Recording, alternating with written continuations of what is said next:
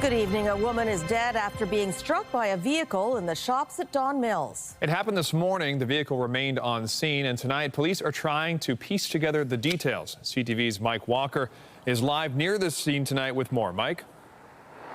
Well, Sean and Pauline, police cleared the scene here a short time ago. It appears to have happened in the roadway here in the middle of the parking lot, but at this point, police haven't revealed the circumstances surrounding this incident.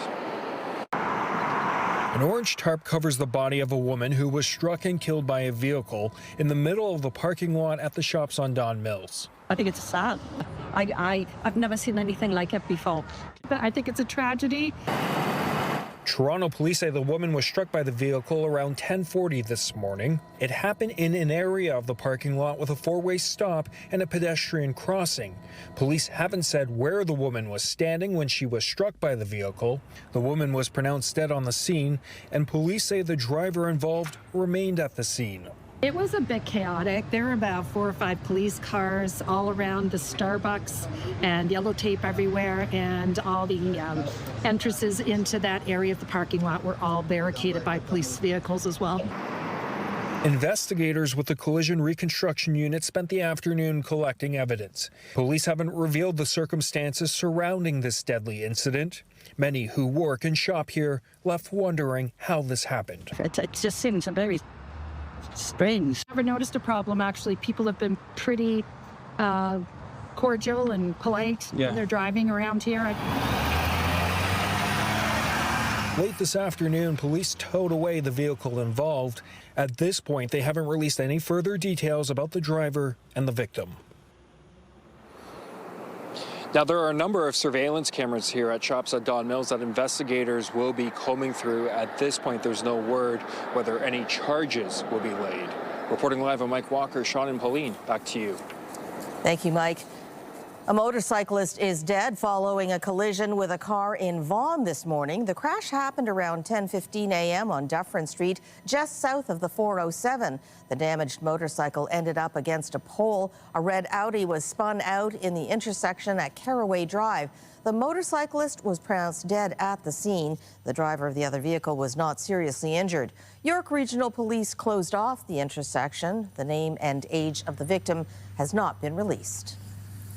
The Toronto District School Board has announced it is cutting more than 200 administrative jobs. The board says it's part of a plan to modernize. CTV's Janice Golding has the details.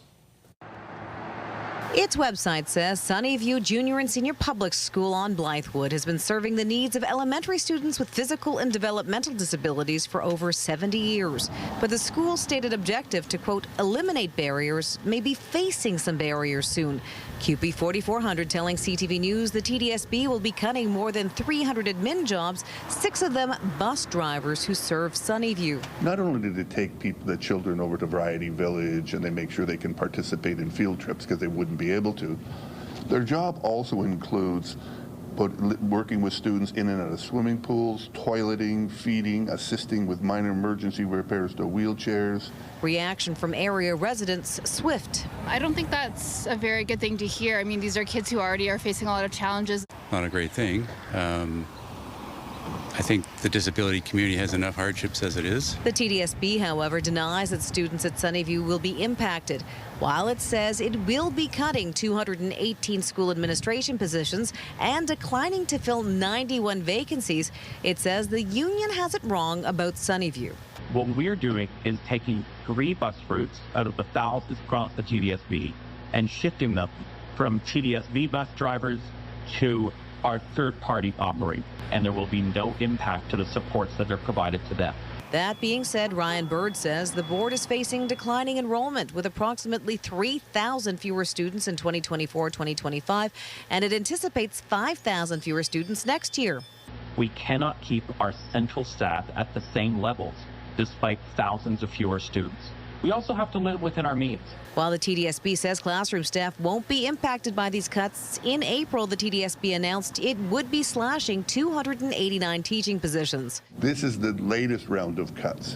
When you put it with the teacher cuts, you put it with our DEC cuts, you put it with the spec ed cuts, you put it with the lunchroom supervisor cuts. When you add them all together with this newest round, we're talking over 1,000 positions. Weatherup says, make no mistake, this isn't about declining enrollment, but about government underfunding. You may recall last year the Ontario government said an accounting firm had projected a $58 million deficit for the TDSB this year and then appointed a supervisor to oversee the finances and operations of the board. Janice Golding, CTV News. We'll have more news in a moment, but we'll have a look outside right now. You can see it's become overcast. Lindsay Morrison joins us now with the first look at the conditions. Lindsay? Yeah, Sean, we've got some rain moving in. Cloud cover for now around the GTA, but I'll step aside so you can see that the wet weather is approaching from west to east. We've already got rain in places like Guelph over toward Hamilton. It's knocking on your door if you're joining us from Milton and Orangeville. And as we progress through the rest of this evening, we are looking at showers in the GTA, followed by some steadier rain in Toronto overnight. Winds right now are coming from an easterly direction, not particularly strong, but that east wind has helped cool us down. That, in addition to the cloud cover, we had so much beautiful sunshine earlier on. Now we are at 10 degrees at Pearson Airport. We're forecasting an overnight low of 6, and we're also looking at the risk of thunderstorms through those overnight hours. Coming up, I'll give you an idea of just how much rain is in the forecast, but for now, Sean, I'm going to send it back over to you. Thanks, Lindsay. At Queen's Park, new reports from Ontario's Auditor General are raising some troubling findings, including that commercial trucking schools are improperly training drivers who end up on Ontario roads. CTV's Queen's Park Bureau Chief Siobhan Morris is live tonight with more. Siobhan? Pauline, some really scary stuff out there. And we did know that the auditor actually hired some secret students to go in and uncover this. The opposition says this is a sign that this government doesn't have the basics right. They're powerful machines rumbling down Ontario's roads and highways. But the Auditor General's raising new questions about the training some truck drivers are getting. Her office hired undercover students to sign up, mostly at career colleges. In 2 cases, students were not taught key elements such as left turns at major intersections, reverse parking, and emergency stopping. Students were told to sign off on training they'd never done. The Premier expects training schools to maintain standards. And if that's not happening, we get wind of it, we will shut them down. But the auditor found a quarter of schools hosting basic training programs had never been inspected at all. Others were still handing out certificates even after being barred from doing so. We have been overhauling this over the past 2 years and continue to do whatever we can and to ensure that we have the highest standards. Fraud in trucker licensing and testing have been well documented for years. The government's not doing what they need to do to protect you, then you should be mad. The auditor's spotlighting a gap in the money going to special education. Yes, it's gone up with inflation, but she notes schools are also seeing more children with more complex needs. The funding is not keeping up with the growth, and that the school boards themselves are spending upwards of $200 million more on special ed than what they're receiving. The Minister of Education feels the focus shouldn't be on a dollar figure, but outcome. On the surface, would more EAs make sense? Perhaps, but only if you look at the actual mix. What does that student require? Calandra admits the ministry hasn't done a good job of tracking outcomes or setting standards for when a child with special needs is excluded from a classroom. This report very clearly tells him what we have been saying, what parents have been saying, what educators have been saying. They are failing our children, and they are putting them in harm's way. We heard directly from the auditor today that she's unlikely to take a look at the government's purchase of that $29 million jet this year. Her schedule's pretty full. We also heard from the Premier today saying that lawyers are working on getting us the receipts for the purchase and return of that jet. Reporting live from Queen's Park, I'm Siobhan Morris. Pauline, back to you. Thanks, Siobhan. A Toronto City Councillor says he's confident an OPP investigation into his dealings with developers will exonerate him. As CTV's John Woodward reports, most elected officials are giving the issue a wide berth. Project come to life. Plenty of politicians showed up Tuesday at a pitch to turn Toronto into a host city for a multinational defense bank. We're already doing the work. We're making sure that we're ready on day one. Toronto councillors had lots to say on that subject, but when it came to their colleague Parthy Candevel, who is facing an OPP investigation, there wasn't much to say. It's being investigated right now, so I really cannot comment on any of it. The residents of Toronto expect every councillor and the mayor to act with integrity. It is, I believe, there's an ongoing investigation going on. It's not proper for me to comment. Sources tell CTV News the investigation has to do with how Candevel interacted with developers looking to move at least 2 properties through city processes, and alleged the councillor was looking for money beyond what the city is allowed to ask for when it comes to community benefits. The Toronto Star reported frustrated developers at this site on Kennedy Road made an Integrity Commissioner complaint that was forwarded to Toronto Police and then the OPP. Councillor Candevel himself revealed that he was under investigation on Sunday, and on Tuesday his office sent a statement to CTV News saying he was confident he'd done nothing wrong. Candevel said there has been no wrongdoing on my part, which I'm confident the OPP investigation will conclude. I am still learning about these allegations, and it is not lost on me that they've come during the election period. Regardless, my intention is to respect the process and let the OPP complete their work. Mayoral candidate Brad Bradford said Candevel should at least take a step back from some dealings with developers. Certainly anything as it would relate to that particular application which has been reported on, you'd want to be hands off on all that sort of stuff. At the same event, the Premier admitting Ontario's proposed law to fire misbehaving politicians still faces hurdles. We want to come up with a standardized system. What is good for Toronto has to be good for Kenora and good for the rest of the province. For now, bank on it being business as usual at City Hall as the OPP does its work behind the scenes. John Woodward, CTV News. With a weekend deadline approaching, the threat of a lockout for some 700 TTC workers continues to loom large. CTV's Beth McDonnell has the latest on the labor strife.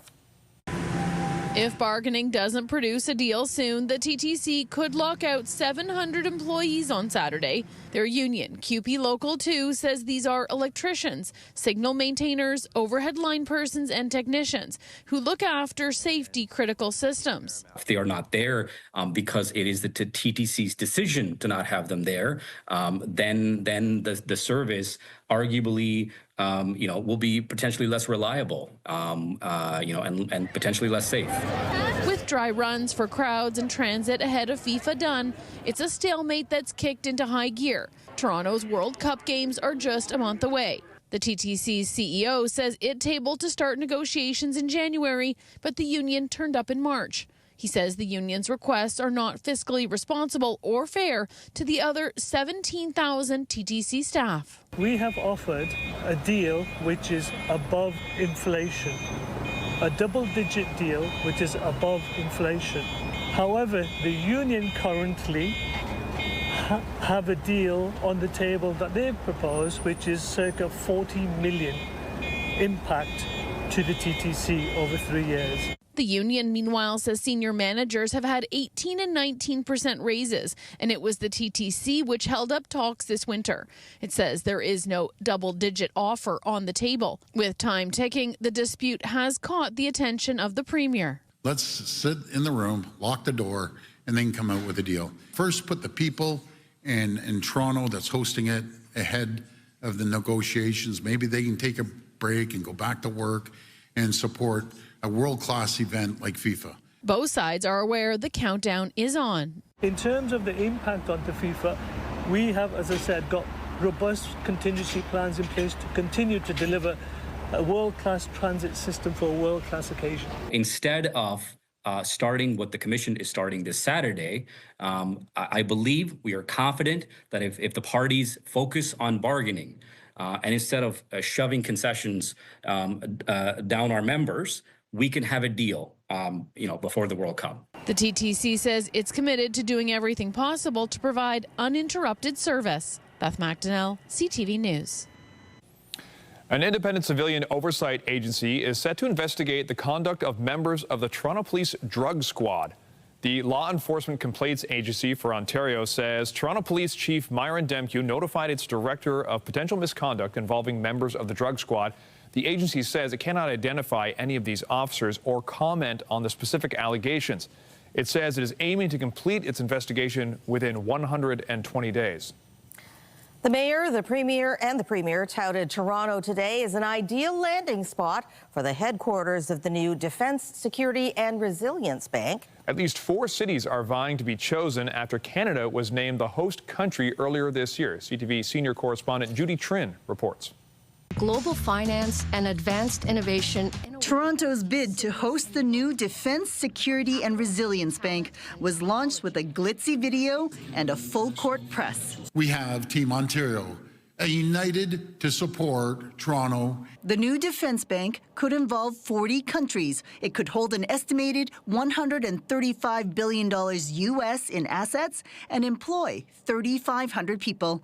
Other than Toronto, Vancouver, Montreal, and Ottawa are competing for the headquarters. Analysts say the winning city needs to have more than just financial expertise. Good cultural sensibility. I think it needs to be able to communicate with different players in different countries. Toronto is one of the most diverse cities on earth.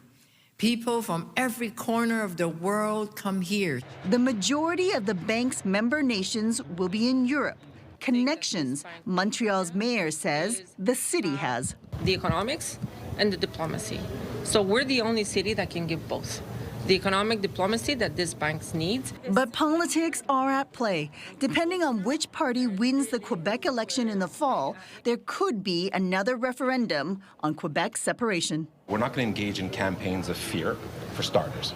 We have the strengths and the maturity to receive international organizations, bottom line. The goal of the Defense Bank is to provide lower interest loans to smaller companies so they can develop technology and expand faster. Ottawa has dozens of innovative companies, but the capital's airport doesn't have many international flights. Not a problem with Vancouver, which could be a prime location to attract Asian nations to join. We're the gateway to the Pacific. We actually are in the perfect time zone to bridge those gaps. I think the headline for everybody that they need to know is that Canada will lead the world in defense finance. The federal government has yet to lay out its criteria, nor has it set a deadline. But regardless of what city is selected, Canada is the big winner. Judy Trin, CTV News, Ottawa. There are now 9 confirmed cases worldwide of people infected with the Hanta virus following that outbreak on a cruise ship. A Spanish passenger has tested positive for the virus. There are also 2 suspected cases. The evacuation of all passengers and many crew members from the cruise ship is now complete, and the vessel is heading back to the Netherlands, where it will be cleaned and disinfected.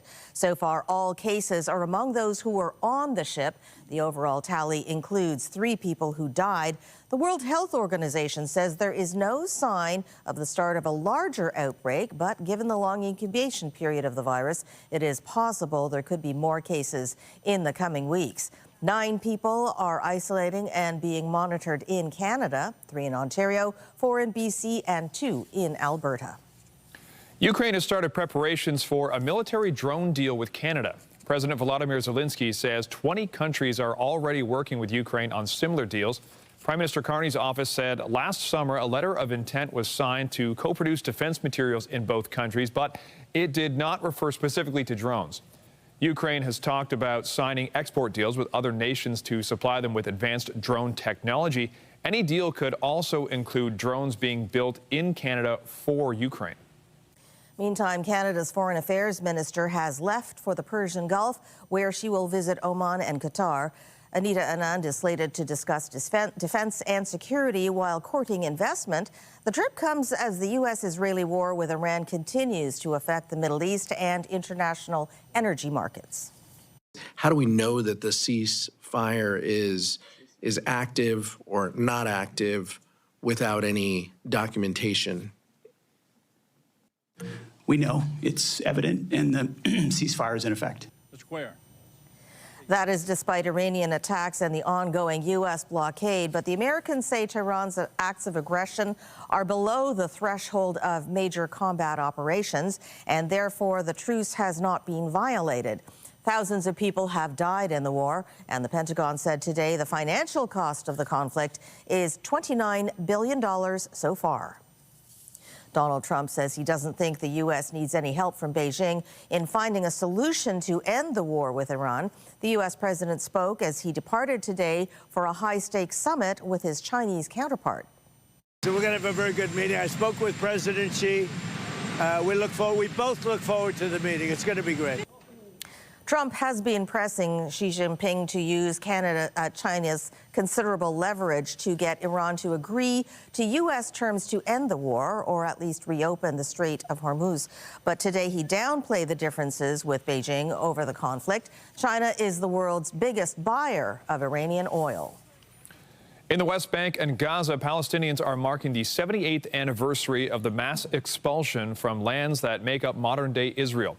Palestinians refer to the displacement before and during the 1948 war that followed Israel's establishment as the Nakba, Arabic for catastrophe.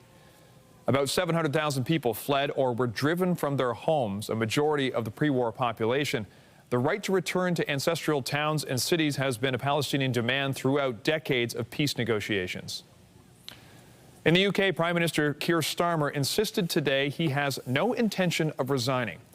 Calls are growing louder within his Labour Party for Starmer to step down. Several junior members of his government have quit and urged him to do the same. The PM's future has become a major topic following historic losses for the party in local elections last week. Labour would be overwhelmingly defeated if those results were repeated in the next national election. Today, Starmer said he took responsibility for the losses but would fight on. Canadian astronaut Jeremy Hansen and his Artemis II crewmates were welcomed to Capitol Hill today. I can speak on behalf of Canadians to say this is something that we as Canadians admire in you in America, and that you set these extraordinary goals and you leave space for others like Canada to come along and contribute in a meaningful way. And by doing those things, you garner immense respect around the world, but you lift up others to come along with you. Congratulations. Each of the astronauts received a copy of a resolution passed unanimously on behalf of the U.S. Senate. It says thank you to the crew for their leadership. The resolution will remain forever in the record of the United States.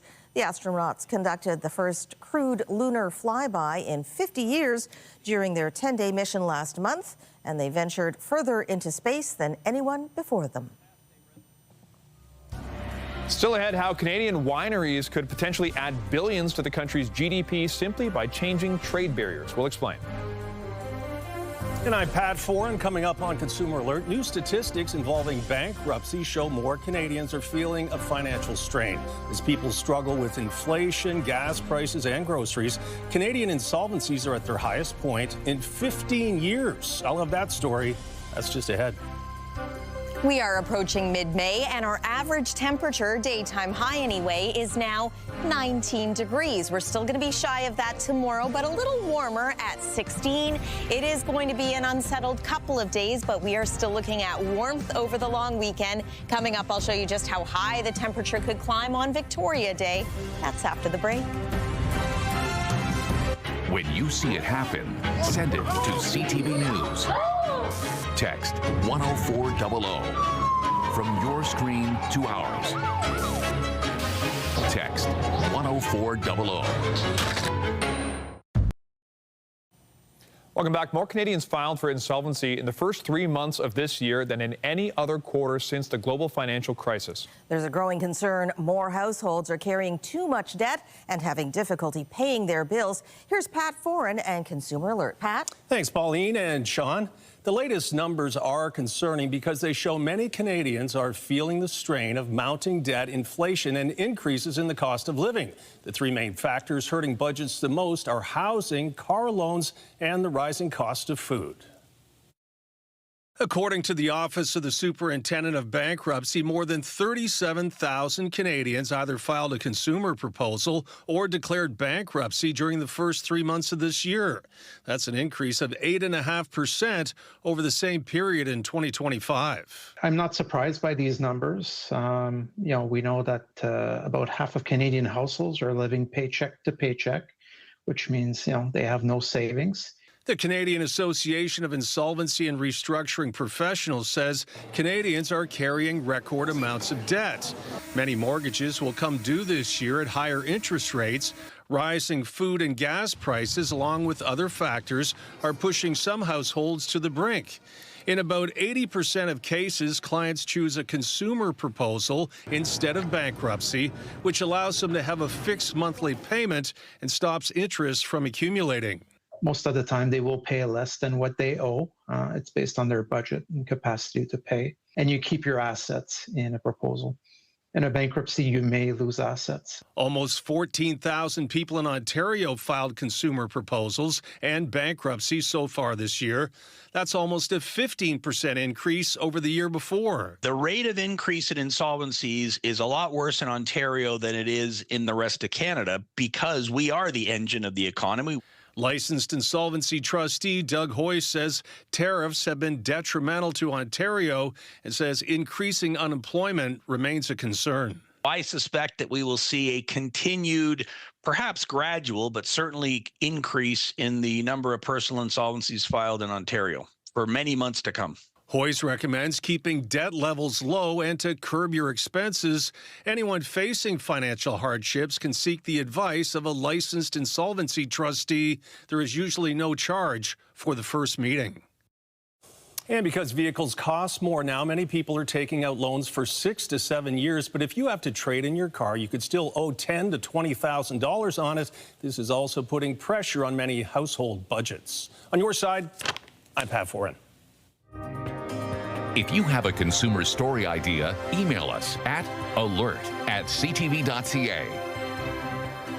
Well, what started as such a nice day seems to have turned. We have to just get through this, right? And then it's going to get a lot better. Oh, well, by this, do you mean the next couple of days being a little unsettled, a little tonight, cool? and the need for an umbrella, perhaps? Yes, you need one of those if you're venturing out this evening, and certainly if you're going to be out through the overnight hours, because that's when the heaviest rain is going to fall, and we could get some thunder and lightning out there, too. Let's take one more look outside, if we can, to show you what's been happening out there. It has been unsettled for a good portion of the day. We're going to actually go right to the radar to show you that we have rain now impacting areas like Burlington. If you're joining us from the Georgetown area, the wet weather is making its way toward you too. I do want to point out that this may look like thunder and lightning, but right now we're not seeing anything in the way of thunderstorm and lightning activity. That does change, though, as we make our way into the overnight. But that's some heavier rain pushing its way through areas to the northwest of the city of Toronto. So this is a low pressure system that originated in the prairies.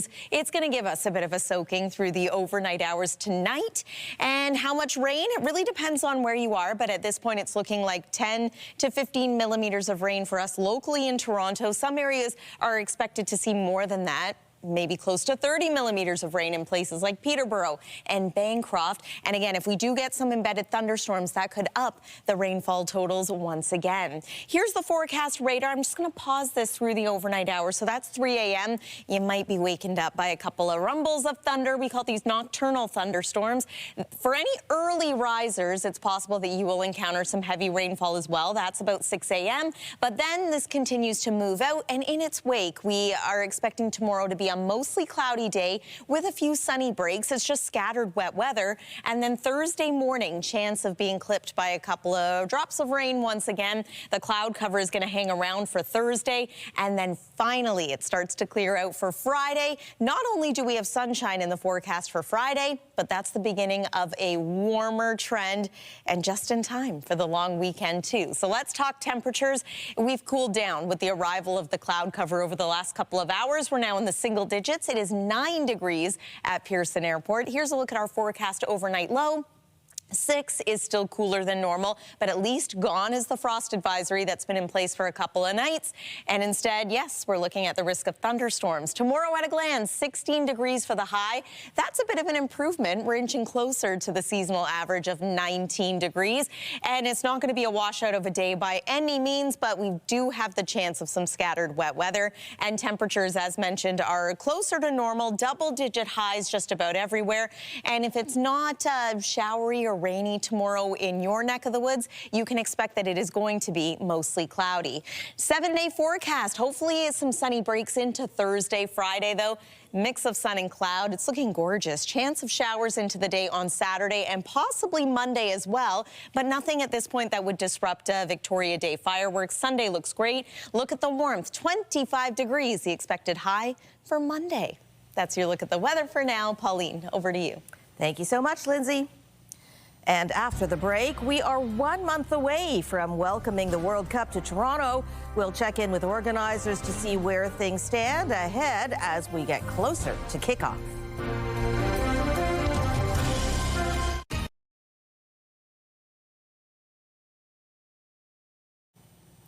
Welcome back. The FIFA World Cup is now just a month away, with Toronto set to host its first match on June 12th. Preparations are underway across the city, but how close are they to being complete? CTV's Rahim Ladani reports. A police motor squad shut down parts of several highways this morning, but no head of state or foreign minister was being escorted. It was a training exercise for the FIFA World Cup. Public safety is paramount, along with the people that we are escorting. With 30 days to go, letter by letter, BMO Field is coming down, transforming into Toronto Stadium. FIFA now controls the site, and there's still a lot of work to get done. City staff do feel they're in a good position after this past weekend's test run, when nearly 45,000 fans were on hand for a TFC match. But improvements need to be made. How people get in and out, how we're managing the flow of crowd.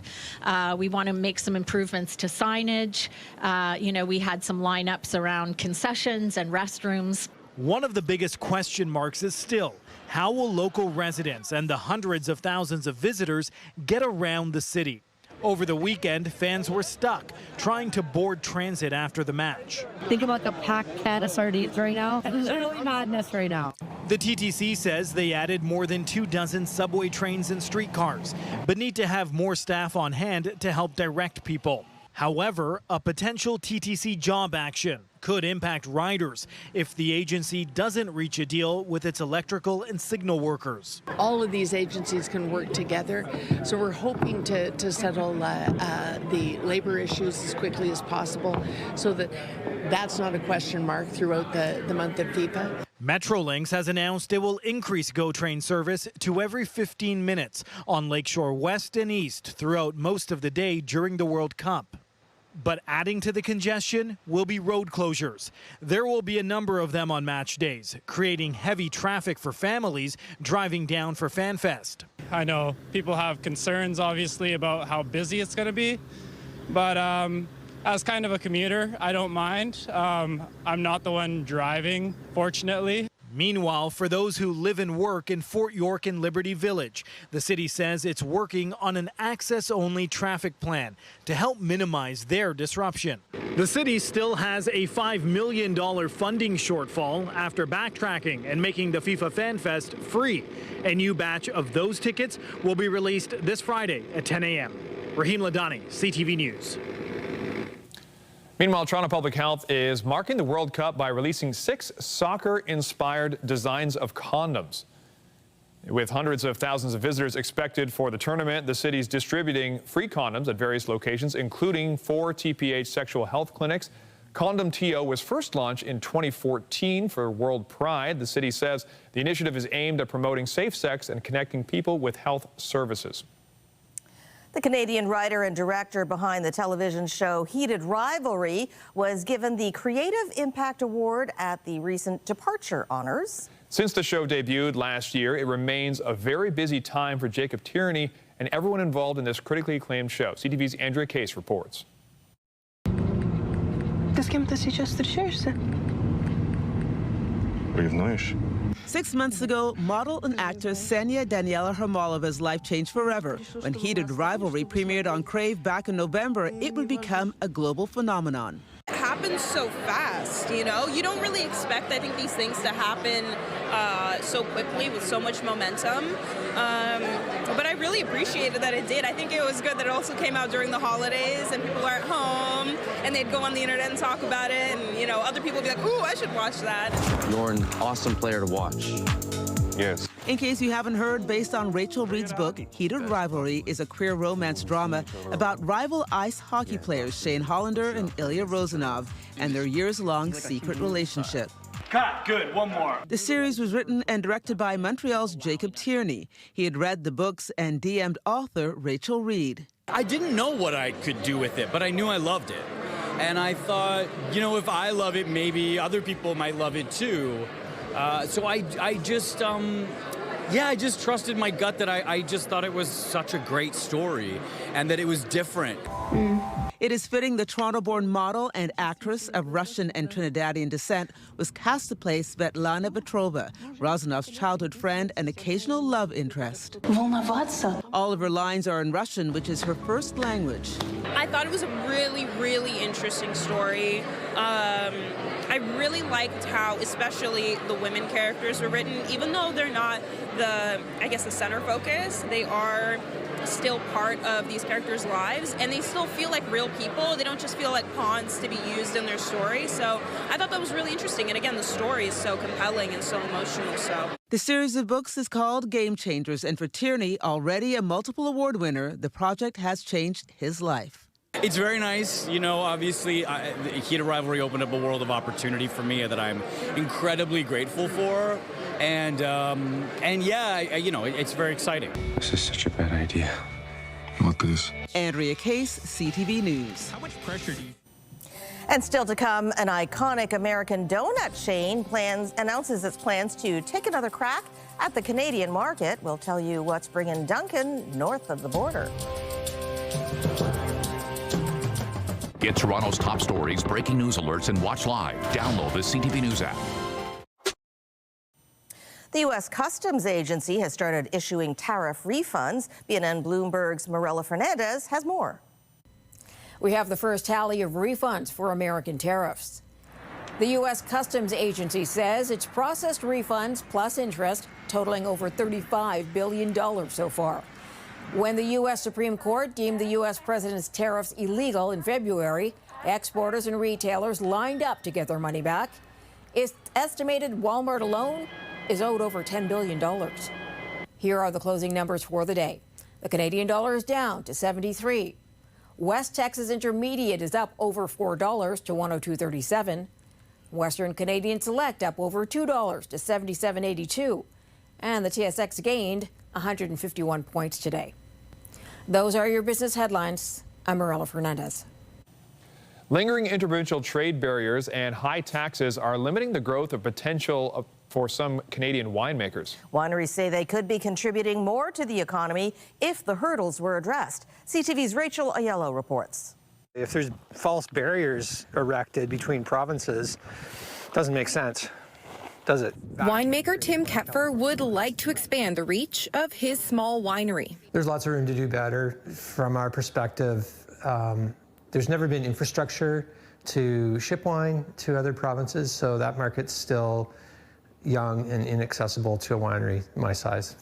Billions of dollars in untapped economic benefit is being left on winery floors, according to a new report. Despite a national push to dismantle interprovincial trade barriers, many persist and are hindering the Canadian wine sector's ability to grow. Canadian wines currently make up just under 29% of domestic wine sales, contributing $10 billion annually to the GDP. But new analysis estimates that increasing the market share for made-in-Canada wine to 51% could grow the sector's GDP contribution to $13.7 billion a year.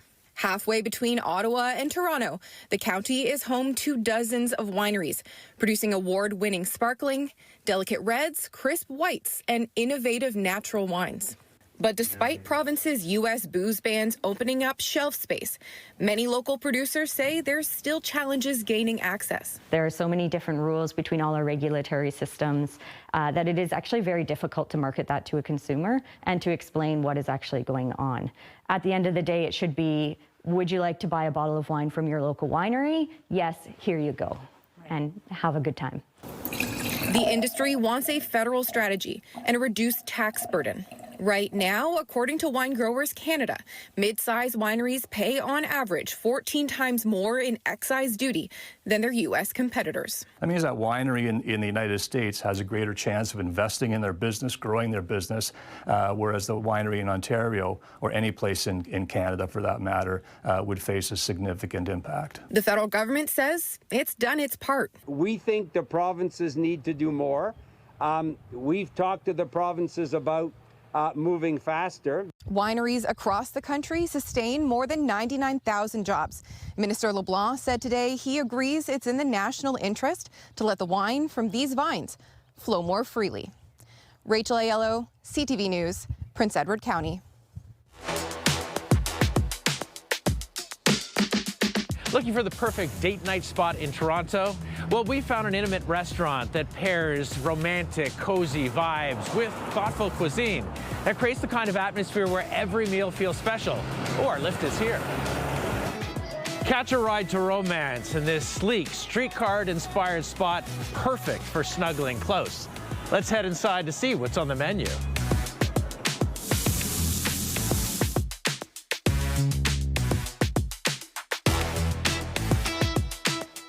Warm wood panels, glowing lights, and side-by-side tables set the mood, while elevated menu classics and a craft cocktail menu make the night unforgettable.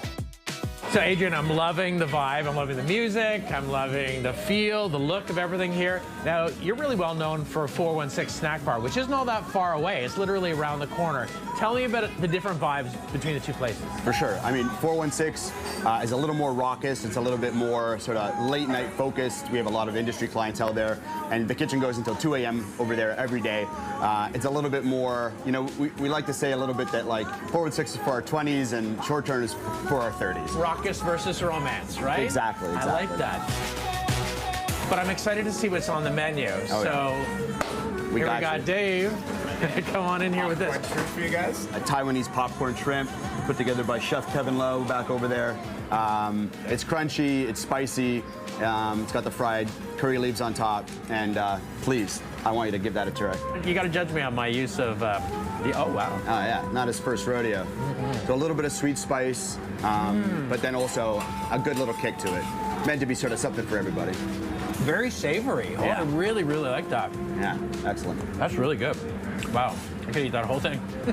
You've recently got some real notoriety for this burger. Tell me about it. So it was recently voted #2 in Toronto Life's Best New Burgers for the city. Hey, here we go. There you go. Watch the drips. Is that a slamming burger? Wow. Wow.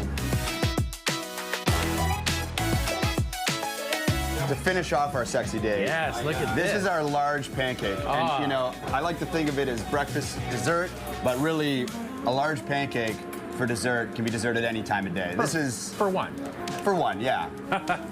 I got a big mouth, Adrian. Perfect. Uh-oh. You know what I have to say? Yeah. Short-Turn and I are going on a second date. All that's right, for sure. all right. It begins right now. With its inviting glow and heartfelt dishes, this spot turns any evening into a memorable date night. It is a Toronto gem you won't want to miss. Full details at cp24.com. Cheers.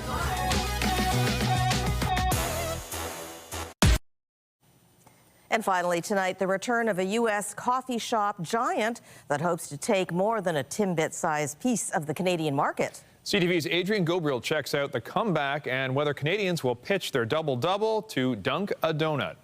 An iconic American brand has its sights set on taking a bite out of Canada's lucrative market for everything donuts and coffee. The response we're getting today, I think we're going to probably be able to open one Dunkin' every week. That's about 52 Dunkin' Donuts popping up across Canada per year beginning in 2027. Canadian food restaurant operator Foodtastic, that also runs other popular chains across the country, says it signed a master franchising agreement with Dunkin's American owner, Inspire Brands, to bring hundreds of locations north of the border. The last Dunkin' in Canada previously closed up shop in 2018 after Quebec franchisees successfully sued the company for not sufficiently promoting the brand. They're going to slowly sort of nurture the brand in Canada and try to find a unique sort of flavor, unique menu for Canadians. Just how that will land on the palate of coffee-craving Canadians has sparked heated donut shop debate. Well, when I'm in the States, I enjoy the Dunkin' Donuts. Dirty secret. Yeah, but I mean, I can't say no to Tim's. Whatever tastes better, you're in. Yes. We would definitely try out the donuts. Foodtastic, who now holds Dunkin's rights in Canada, is Canadian, and they're pouring cold water over any anti-American impulses. We're based in Montreal and Toronto. We pay taxes here. The franchisees are all going to be Canadians. It'll be interesting to see if Canadians pick up on Dunkin' and what happens to Tim's results as a result of this move. CTV News reached out to Tim Hortons' parent company, asking if they plan to poke a hole in Dunkin' Donuts' lofty cross-country plans. They've yet to respond to our email.